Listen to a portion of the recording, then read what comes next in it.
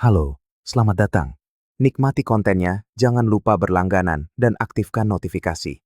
Jessica Moore menghabiskan 12 tahun terakhir hidupnya meniti karir selangkah demi selangkah, sebuah pencapaian yang hanya sedikit orang yakini bisa ia pertahankan setelah melewati begitu banyak kehilangan. Sejak perceraian orang tuanya yang penuh gejolak saat ia masih remaja, Jessica belajar untuk memelihara keyakinannya sendiri. Ia keras kepala, fokus, dan begitu berdedikasi hingga sering melupakan hari ulang tahun, liburan, dan akhir pekan. Bekerja menjadi caranya melindungi diri dari luka yang terus membayangi. Dan begitulah hidupnya berjalan, di antara proyek desain interior yang kian ambisius, dan penghargaan yang mencantumkan namanya di majalah-majalah arsitektur. Ia percaya bahwa ia telah menang, sampai ia bertemu Blake Turner. Blake muncul di saat Jessica bahkan sudah tidak ingat lagi bagaimana rasanya beristirahat dengan sungguh-sungguh. Blake seolah membawa keseimbangan, cerdas, sukses, dengan selera humor yang tajam, dan tatapan mata yang mampu membuat seseorang merasa istimewa. Hanya dalam beberapa bulan, mereka tinggal bersama, dan kurang dari 2 tahun kemudian, mereka sudah membicarakan pernikahan. Jessica, yang selalu skeptis tentang akhir yang bahagia, mendapati dirinya terbuai dalam janji masa depan yang untuk pertama kalinya terasa bisa diandalkan. Ia telah menemukan seseorang untuk berbagi hidup, dan itu memberinya kelegaan yang melebihi penghargaan atau kontrak apapun. Namun, hanya 11 hari sebelum pernikahan, saat bunga telah dipesan, undangan tersebar, dan bulan madu terbayar lunas, Jessica menemukan bahwa Blake telah berselingkuh dengan rekan kerjanya selama berbulan-bulan. Pengkhianatan itu bukan sekadar kepercayaan yang hancur, melainkan gempa yang meruntuhkan fondasi batinnya. Ia mempertanyakan segalanya, penilaiannya, instingnya, kemampuannya mengenali cinta sejati. Ia merasa malu di hadapan teman, keluarga, bahkan dirinya sendiri. Ia merasa konyol karena telah begitu percaya, karena membela seseorang yang berbohong dengan begitu mudah. Ia memutuskan untuk meninggalkan Chicago tanpa menoleh ke belakang. Bukan karena dorongan impulsif, melainkan karena kesadaran bahwa jika ia tetap tinggal, ia akan menghabiskan tahun-tahun berikutnya terjebak dalam kenangan yang menyakitkan. Seattle terasa cukup jauh, cukup berbeda. Di sana ia memulai kembali. Membeli apartemen kecil, menata ulang portofolionya, dan kembali menyelami pekerjaan, kali ini dengan lebih banyak strategi dan lebih sedikit urgensi. Tetapi takdir, seperti biasa, gemar bermain dengan waktu. Dalam sebuah pameran seni yang hampir tidak ia hadiri, ia bertemu Adam Keller, Denise yang memperkenalkan mereka. Denise adalah klien Jessica beberapa bulan sebelumnya dan bersikeras agar ia datang ke acara itu. Katanya, ia ingin mengenalkannya pada keponakannya, seorang arsitek lanskap pemenang penghargaan yang sedang singgah di Seattle untuk sebuah seminar. Jessica, yang masih terluka dan berhati-hati, datang hanya karena sopan santun. Namun, Adam berbeda dari pria manapun yang pernah ia temui. Caranya mendengarkan penuh dengan perhatian yang tulus. Ia berbicara tentang tanaman seolah-olah sedang menceritakan manusia. Ia terlibat dalam proyek keberlanjutan dan reboisasi perkotaan. Tetapi yang paling menarik perhatian Jessica adalah antusiasmenya yang murni saat membicarakan setiap karyanya. Ada sesuatu yang tenang dalam dirinya, sesuatu yang kontras dengan intensitas Blake. Hubungan di antara mereka terjalin begitu spontan. Tanpa sadar, mereka sudah bertukar pesan setiap hari. Pertemuan mereka menjadi sering, dari makan siang santai yang berlanjut menjadi makan malam yang panjang. Adam menunjukkan padanya seluk-beluk proyek tamannya, dan Jessica membawanya melihat interior yang ia rancang. Dalam 3 bulan, mereka tinggal bersama. Tepat di hari yang menandai 3 bulan kebersamaan mereka, Adam mengejutkannya dengan sebuah cincin tua warisan keluarganya. Ia berkata, ia tidak hanya ingin berbagi rumah, tetapi juga berbagi hidup dengannya. Jessica, dengan air mata berlinang, berkata, ya tanpa ragu. Selama bertahun-tahun, mereka membangun sesuatu yang kokoh. tidak sempurna, tetapi nyata. Mereka berbagi sarapan dalam diam di hari-hari yang sibuk dan mengobrol berjam-jam saat punya waktu. Mereka berdebat saat berbeda pendapat, tetapi belajar untuk mengalah. Mereka jarang bepergian, tetapi berhasil mengubah perjalanan ke toko kelontong menjadi sesuatu yang ringan. Jessica merasa akhirnya menemukan rumah. Bersama Adam, ia bisa bernapas. Adam menghormati ruangnya, mendorong ide-idenya, dan ikut merayakan pencapaiannya. Tidak ada tuntutan perhatian, hanya kehadiran yang tulus, dan itu sudah cukup. Belakangan ini, ia mulai mempertimbangkan untuk memiliki anak. Ia mulai melihat masa depan sebagai sesuatu yang aman, bukan lagi seutas tali yang harus diseberangi dengan hati-hati. Pekerjaannya berjalan lancar. Klien bertambah, proyek semakin menantang. Dan dengan Adam di sisinya, ia merasa damai, bahkan di hari-hari terberat sekalipun. Cinta mereka tidak riuh, tetapi teguh. Dan keteguhan inilah yang menopangnya saat ia menerima telepon dari rumah sakit, yang mengabarkan bahwa ayahnya terjatuh di rumah dan mengalami patah tulang paha. Operasi tidak bisa dihindari, dan ayahnya akan membutuhkan perawatan, setidaknya selama beberapa minggu. Jessica mengemasi tasnya dalam beberapa jam dan terbang ke Chicago. Ia meninggalkan Adam dengan janji akan kembali segera setelah kondisi ayahnya stabil. Tidak ada ketegangan di antara mereka. Adam memeluknya, mencium keningnya, dan berkata, "Semua akan baik-baik saja." Jessica mempercayainya, tetapi ada hal-hal yang bahkan cinta paling dewasa sekalipun tidak bisa prediksi. Dan terkadang, apa yang tampak telah lama terkubur menemukan cara untuk muncul kembali, tepat di tempat yang paling tidak ingin kita datangi. Rencana Jessica adalah tinggal di Chicago selama 2, mungkin 3 minggu, hanya waktu yang diperlukan untuk membantu ayahnya pulih dari operasi. Ia bertekad menjaga semuanya tetap terkendali. Obat-obatan, janji temu, fisioterapi, diet. Sementara itu, ia tetap terhubung dengan Adam, bertukar pesan dan panggilan video hampir setiap hari. Adam menanyakan kabar ayahnya, melontarkan lelucon untuk membuatnya tersenyum, dan berkata ia menghitung hari sampai Jessica kembali. Bahkan dari jauh, kehadirannya terasa konstan, dan Jessica merasa didukung. Tetapi hari-hari terus berlalu, dan ia mulai menyadari bahwa situasinya lebih rumit dari yang ia duga. Ayahnya, yang keras kepala seperti biasa, menolak mengikuti beberapa anjuran medis. Perawat yang disewa tidak bertahan lebih dari seminggu, dan akhirnya Jessica harus menumpuk berbagai peran yang menguras fisik dan mentalnya. Di salah satu perjalanannya ke apotek, saat sedang menunggu obat, ia mendengar suara yang familiar. Ia menoleh ke samping, nyaris enggan, dan di sanalah Blake berdiri. Wajahnya lebih tirus, matanya kusam, janggutnya tak tercukur. Blake juga melihatnya, dan untuk sesaat, keduanya terdiam, seolah mencoba memahami apakah pertemuan itu nyata. Blake yang pertama kali bicara dengan senyum kaku mengatakan bahwa ia sedang mencoba pulih, bahwa sudah berbulan-bulan ia berhenti dari pekerjaannya, dan hari-hari terasa terlalu berat untuk dihitung. Jessica tidak tahu harus berkata apa. Ia merasakan amarah dan iba pada saat yang bersamaan. Gambaran terakhir yang ia miliki tentang Blake adalah seorang pria yang menghancurkan mimpinya. Kini, yang berdiri di hadapannya hanyalah cerminan rapuh dari dirinya yang dulu. Mereka berbicara beberapa menit. Jessica mengatakan ia berada di kota karena ayahnya. Blake menyinggung bahwa ia sedang mengikuti beberapa pertemuan kelompok pendukung. Sebelum berpisah, Blake bertanya, apakah mereka bisa minum kopi suatu saat nanti, tanpa maksud tersembunyi. Jessica ragu, tetapi mengiyakan. Dan beberapa hari kemudian, ia benar-benar menerimanya. Pertemuan itu singkat dan informal. Blake bercerita bahwa ia tinggal sendirian. Hubungannya dengan orang tuanya hancur setelah pemecatannya. Dan kecanduannya dimulai sebagai pelarian hingga menjadi lubang yang tak bisa ia panjat keluar. Jessica mendengarkan dalam diam.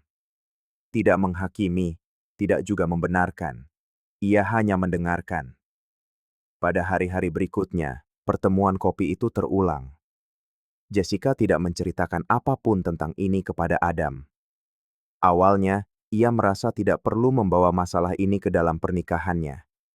Ini hanya dukungan sementara, sebuah tindakan kemanusiaan. Namun perlahan, sesuatu di dalam dirinya mulai berubah. Blake tidak lagi tampak seperti penjahat dalam ceritanya. Penyesalan yang tulus mulai muncul dari kata-katanya. Seorang pria lelah yang mencoba, meski goyah, untuk melawan hantu-hantunya sendiri. Dan Jessica membiarkan dirinya terseret ke dalam upaya penebusan itu. Adalah idenya untuk mencarikan pusat rehabilitasi dengan dukungan intensif. Ia meneliti pilihan, menjadwalkan wawancara, menemani kunjungan, dan akhirnya meyakinkan Blake untuk masuk. Ketika Blake akhirnya setuju, Jessica merasa terharu. Ia merasa, entah bagaimana, sedang menutup sebuah siklus dengan cara yang terhormat. Blake pun dirawat. Klinik itu terkenal dengan hasilnya, dan programnya serius. Jessica sering mengunjunginya, membantunya dengan latihan, dinamika kelompok, dan saat-saat emosinya tidak stabil. Ia adalah kehadiran yang konstan, dan Blake mengakuinya dengan rasa terima kasih. Para profesional di klinik melihatnya sebagai dukungan penting dalam proses itu. Dan terlepas dari semua yang pernah mereka lalui, Jessica mendedikasikan dirinya dengan tulus. Ia meyakinkan dirinya bahwa tidak ada niat tersembunyi, bahwa ia di sana sebagai seorang teman, sebagai seseorang yang memahami rasa sakit orang lain. Tetapi cukup dengan mengamati tatapan di antara mereka berdua untuk menyadari bahwa ada lebih dari sekadar empati di sana. Pada hari ulang tahun pernikahannya dengan Adam, ia bangun pagi, membantu ayahnya dengan rutinitasnya, lalu menuju klinik. Ia tidak memberitahu Adam tentang kunjungan itu. Dalam benaknya, sebuah panggilan telepon di akhir hari sudah cukup untuk menebusnya. Ia membawa beberapa buku, makanan ringan, dan menghabiskan sebagian besar sore itu mengobrol dengan Blake.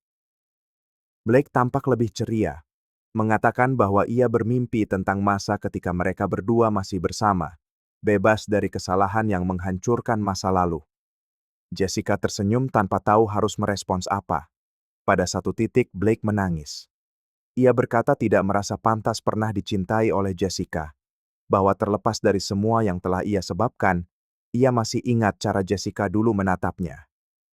Jessica mendekat, meletakkan tangannya di atas tangan Blake, lalu memeluknya. Sebuah pelukan panjang, syarat dengan kenangan, penyesalan, dan pengampunan dalam diam. Pelukan yang bukan sekadar gestur dukungan. Itu adalah sebuah perpisahan untuk semua yang pernah ada di antara mereka, yang untuk sesaat seolah ingin hidup kembali.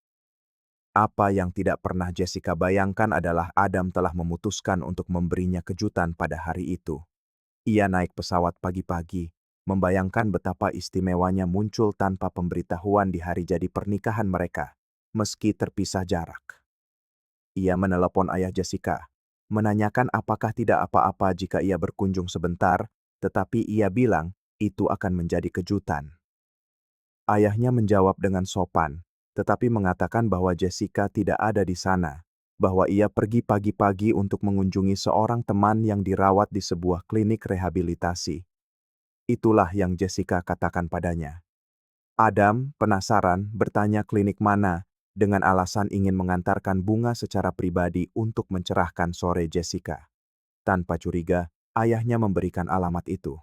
Adam berterima kasih, bersemangat dengan gagasan momen yang intim, indah, dan penuh makna. Ketika tiba di klinik, ia menuju resepsionis, tetapi sebelum namanya diumumkan, ia berhenti di depan pintu ruang kunjungan yang sedikit terbuka. Di dalam, ia melihat Jessica sedang memeluk Blake. Mata terpejam, wajahnya bersandar di dada pria itu dalam sebuah keintiman yang menjelaskan segalanya. Selama beberapa detik, waktu seolah berhenti. Adam merasakan jantungnya mencelos. Pemandangan itu tidak menyisakan ruang untuk keraguan. Wanita yang sangat ia cintai ada di sana, terjerat dalam masa lalu yang seharusnya tetap terkubur. Jessica menyadari kehadiran Adam saat ia melepaskan pelukannya. Mata mereka bertemu. Ia mencoba berdiri, mencoba mengatakan sesuatu, tetapi Adam sudah mengerti segalanya. Apapun yang Jessica katakan saat itu, tidak akan memiliki kekuatan untuk menghapus gambar yang telah ia saksikan. Jessica hanya berhasil berkata bahwa semua tidak seperti yang terlihat. Adam menarik napas dalam-dalam, menatapnya selama beberapa detik, lalu berbalik. Ia pergi tanpa membuat keributan, tanpa menuntut penjelasan. Ia paham bahwa keheningan membawa jawaban yang lebih menyakitkan daripada kata-kata apapun. Dan dengan hati yang hancur, ia memutuskan sudah waktunya untuk pergi. Adam tidak mengatakan apa-apa. Ia hanya mengamati adegan itu cukup lama untuk memahami semuanya. Pelukan antara Jessica dan Blake tidak tampak seperti perpisahan, juga bukan gestur belas kasihan. Pelukan itu penuh dengan perasaan, dengan sejarah yang belum terselesaikan. Dengan perut mulas dan hati yang sesak, Adam pergi dari sana tanpa sepatah kata pun. Ia berjalan ke tempat parkir, masuk ke dalam mobil sewaannya, dan terdiam sejenak menatap kehampaan. Ia memegang buket bunga di pangkuannya seolah masih ingin percaya bahwa ini semua adalah kesalahan. Tetapi ia sudah tahu itu bukan. Ia menyalakan mobil, memasukkan gigi, dan mulai melaju pergi. Jessica muncul di pintu masuk tempat parkir tepat saat Adam sedang bermanuver untuk keluar. Melihat Adam, Jessica berlari ke arah mobil, memberinya isyarat untuk berhenti. Adam menurunkan kaca jendela. Jessica mendekat, siap mengatakan sesuatu, mungkin menjelaskan.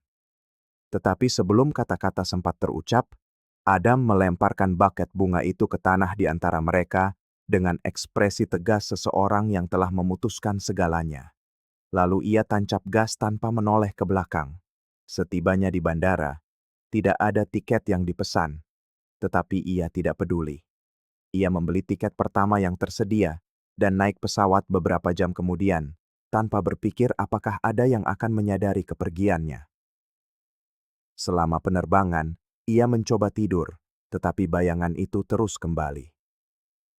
Jessica, dengan mata terpejam, wajahnya menempel di dada Blake.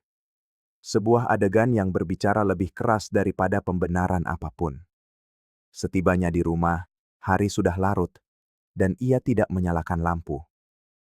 Ia berjalan ke kamar tidur, mengambil sebuah koper, dan mulai mengemasi pakaiannya dengan tenang, seperti seseorang yang menerima kekalahan dalam diam. Ia tidak membanting apapun. Ia hanya menata setiap helai pakaian dengan hati-hati, seolah sedang menutup sebuah siklus dengan terhormat. Ia pergi ke ruang tamu, mengambil kotak kenangan yang mereka simpan bersama sejak awal hubungan. Tiket bioskop, kartu ucapan, beberapa foto yang dicetak.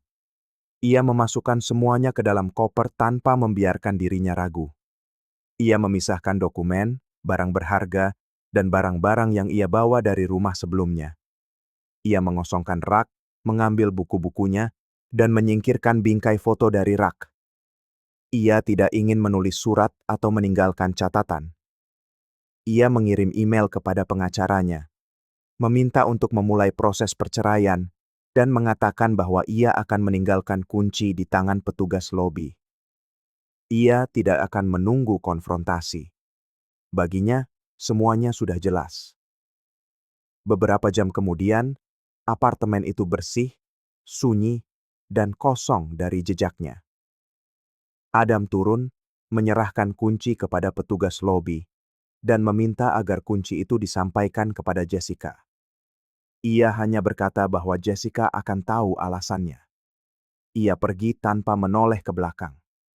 Ia langsung menuju rumah sahabat masa kecilnya, tempat ia akan tinggal sampai memutuskan apa yang harus dilakukan dengan aset bersama dan tanggung jawab hukum mereka. Ia tidak berbicara dengan Dennis, juga tidak membalas pesan. Satu-satunya yang ia lakukan adalah membatalkan penerbangan yang akan digunakan Jessica untuk kembali ke Seattle beberapa hari kemudian. Ia ingin memastikan mereka tidak akan berada di bawah atap yang sama lagi. Jessica kembali ke rumah keesokan harinya dengan perasaan hancur lebur. Ia telah menelepon Adam berkali-kali sejak malam sebelumnya, mengirim pesan, bahkan mencoba menghubungi Denise, tetapi tidak ada yang menjawab. Ponsel Adam mati, dan keheningan di seberang sana hanya menambah kecemasannya. Ia mengambil penerbangan pertama di pagi hari, berharap bisa menemuinya dan menjelaskan segalanya, meskipun ia sendiri tidak tahu harus mulai dari mana. Saat membuka pintu apartemen, ia merasakan kekosongan yang tidak membutuhkan penjelasan. Ketiadaan Adam terasa di mana-mana. Ia langsung menuju meja di dekat pintu. Kuncinya sudah tidak ada di sana. Ia memanggil namanya, berjalan melewati setiap ruangan, dan tidak ada apa-apa. Ia membuka lemari dengan tangan gemetar dan merasa dunia berputar saat melihat rak-rak yang kosong. Pakaian Adam telah lenyap. Ia pergi ke kamar mandi, membuka kabinet, dan hanya produknya yang tersisa. Ruang Adam di cermin telah bersih. Jam tangan yang selalu ia tinggalkan di meja nakas juga sudah tidak ada. Tidak ada lagi keraguan. Adam telah pergi, dan tampaknya ia tidak berniat untuk kembali. Keesokan harinya, Jessica berdiri di tengah ruang tamu, masih mencerna kehampaan, ketika ia menerima telepon dari nomor yang tidak dikenal. Ia menjawab dengan penuh harap. Dari seberang sana, suara formal memperkenalkan diri sebagai pengacara Adam dan memberitahukan secara objektif bahwa proses perceraian sedang dimulai. Jessica terdiam, memegang telepon di telinganya seolah salah dengar. Ketika panggilan berakhir, ia duduk di sofa, merasakan beban dari kata-kata itu. Permintaan cerai resmi. Ia tidak memerlukan penjelasan lebih lanjut. Itu mengonfirmasi segalanya.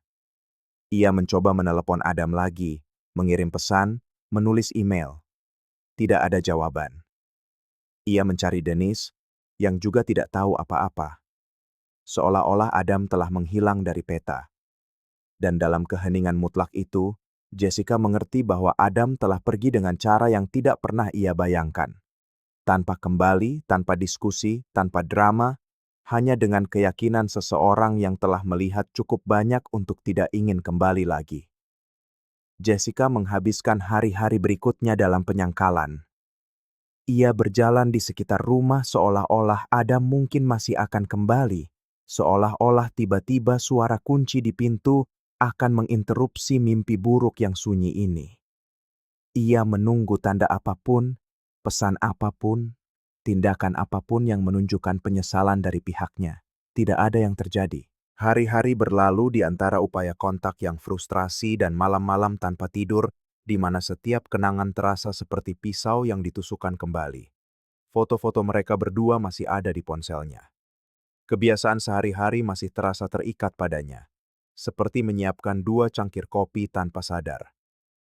Tubuhnya ada di masa kini, tetapi pikirannya bersikeras untuk hidup dalam apa yang telah direnggut darinya.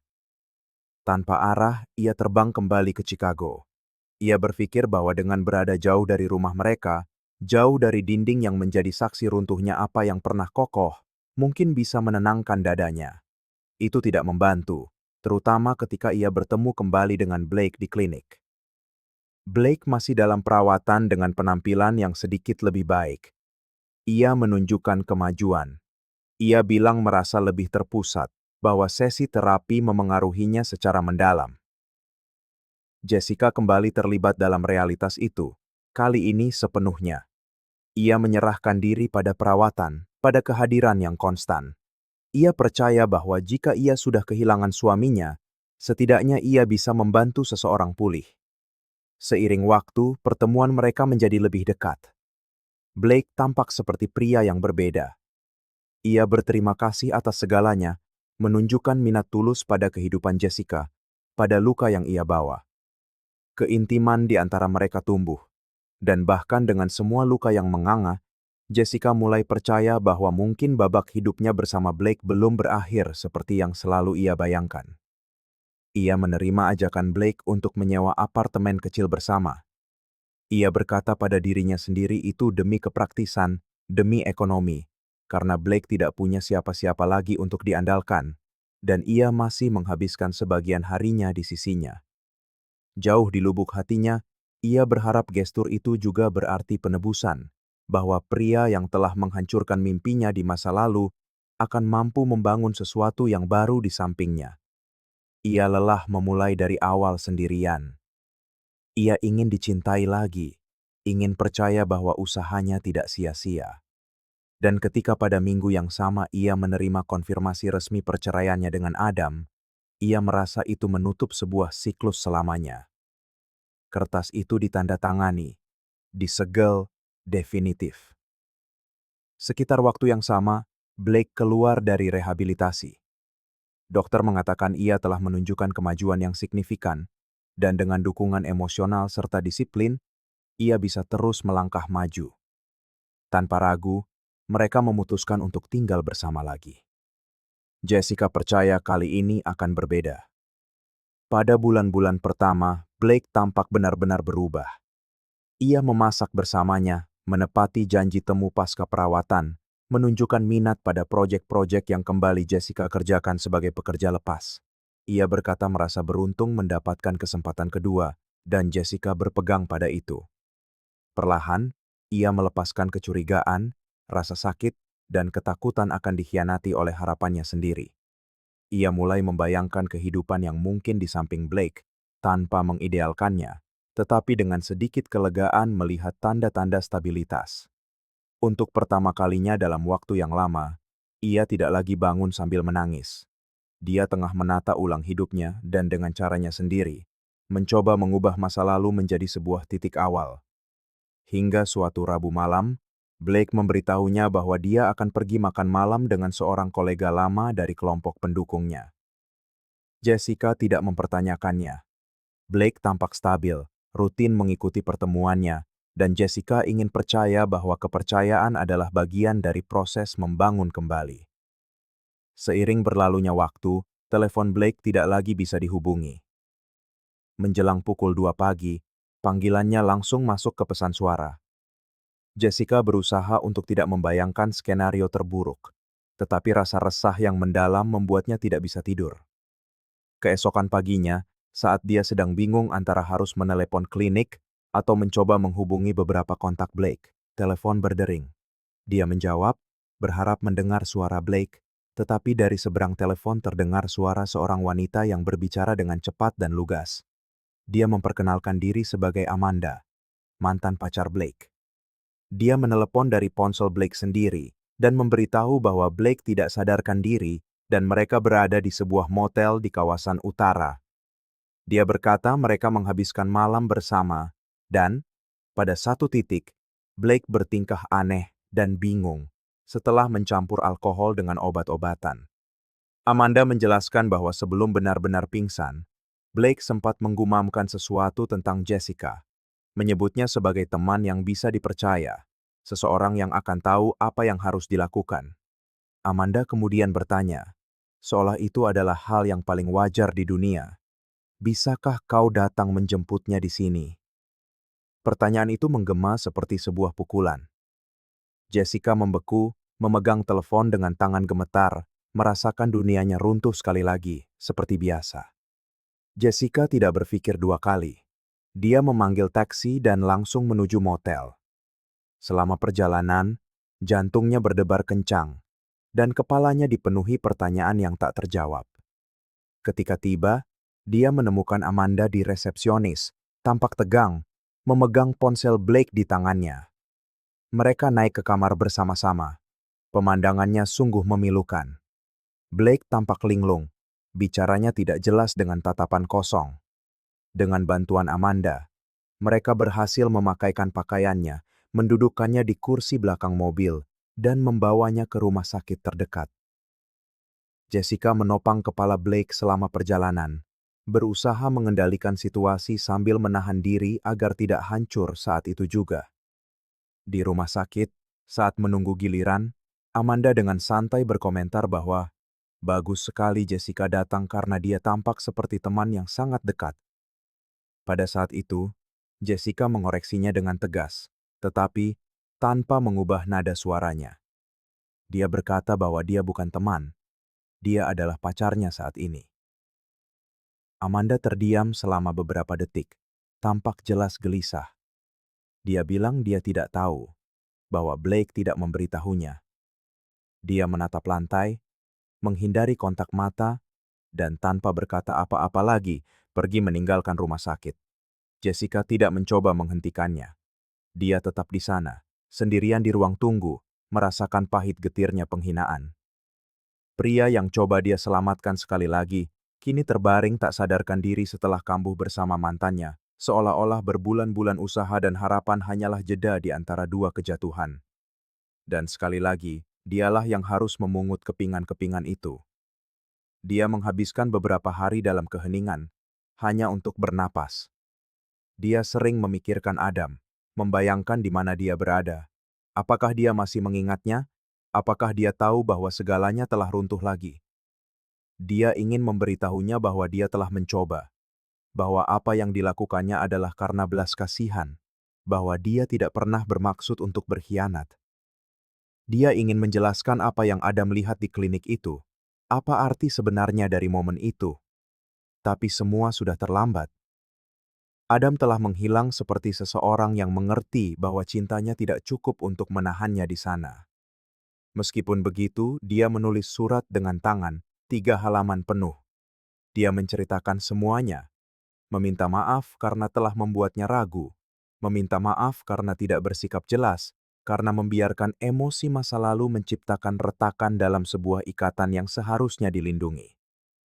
Dia berkata bahwa dia masih mencintainya, bahwa tidak ada seorang pun yang pernah menempati ruang yang menjadi miliknya. Dia mengirim surat itu tanpa tahu apakah alamatnya masih sama. Dia menunggu 1 hari, 2 hari, seminggu. Tidak ada jawaban. Tidak ada email, tidak ada surat balasan, tidak ada apa-apa.